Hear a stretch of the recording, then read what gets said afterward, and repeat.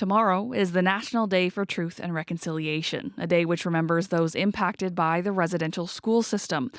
Since the very first Orange Shirt Day in 2021, 13-year-old Daerion Hidalgo of Rolling River First Nation has been dancing to remember and honor the children who never made it home. This year, he has been selected to be the head male dancer by the Southern Chiefs organization for the 5th annual Orange Shirt Day Healing Walk and Powwow. And Daerion is here in studio today with his father, Daniel Hidalgo. Welcome to you both. Good morning. Hi. Hey, good morning. Good morning. Daerion, you've been dancing since you were very young, I've heard. Do you remember when you first learned about the National Day for Truth and Reconciliation? Yeah, when I first learned, I was in shock because it was so sad to hear about all the kids that weren't able to come home and how their families must have felt. So I felt like honored to be able to be a part of these events and dance for them. When did you decide that dancing was the right way to honor these children and this history? Well, when my great-grandma passed away, I felt like I needed to be more in touch with my culture, and my dad introduced me to dancing, and it's just been going on from there. What was that like, introducing dancing? Well, for me, it was just really imperative as a parent to make sure that my son had some sort of ties to his cultural identity, kind of know who he is, his familial lineage, but also just like we come from Winnipeg and Indigenous people are here and they're thriving. And so for him, it was important to have him a part of that. So he knows who he is and he was enjoying it and he received it well. And so that was the biggest thing.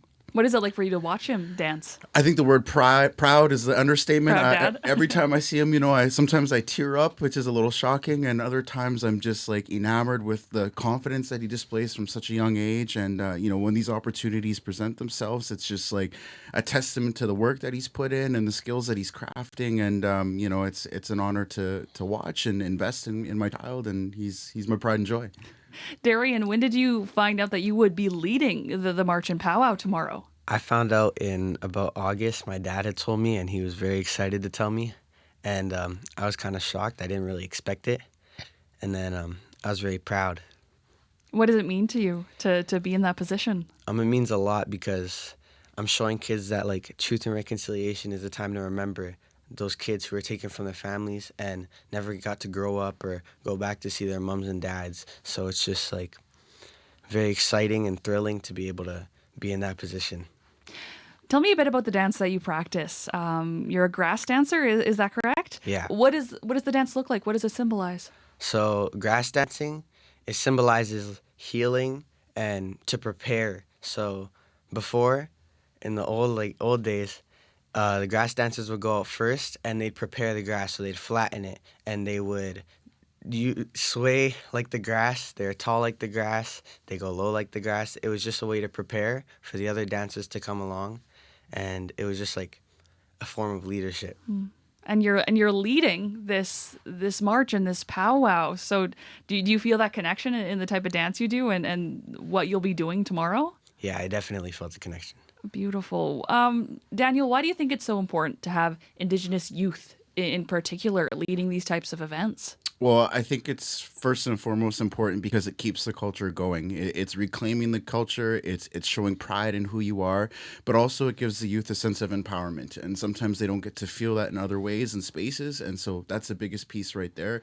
But it's informative. And so for future generations to take pride and show interest in their culture, maybe seeing young folks like Daerion, do something that looks cool and kind of gives them some spotlight and is like physically exerting, but it's also getting a response from other people. Maybe that will incentivize them to want to take part as well. And, the youth are the heartbeat of everything that we do, and they are literally our future. And I think that as adults, we have a responsibility to invest in them and to showcase their skills and to make them excited about the things that they're interested in. So, and Daerion, why do you think it's important for youth to use their voice when it comes to truth and reconciliation? I think it's important for kids and youth to... What was the question again? Sorry. Why do you think it's important for folks like you and other people your age to be talking about truth and reconciliation? I think it's really important for kids my age to be talking about truth and reconciliation because a lot of kids were never able to use their voice and express their feelings and how they felt inside. So I think it's really important that youth are able to express themselves and do it in a positive way.